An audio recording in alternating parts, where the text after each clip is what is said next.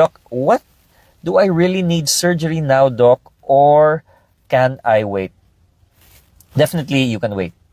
I have patients waiting for years and years, but their quality of life is so bad na they are stuck in one room for 1 year. Hindi nakakalabas ng kwarto.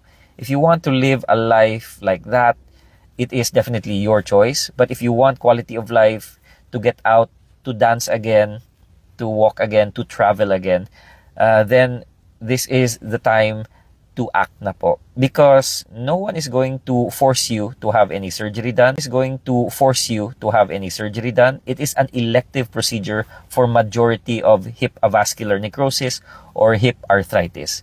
It only becomes an emergency pag may fracture po kayo, and in countries like Europe, fractures are treated within 24 hours to 48 hours para mabalik yung quality of life ng patient. So it is an emergency for hip fractures, but for AVN, arthritis, you have an elective procedure that you decide. And for me, before you decide, make sure na mentally, physically, at saka spiritually po, ready na po kayo.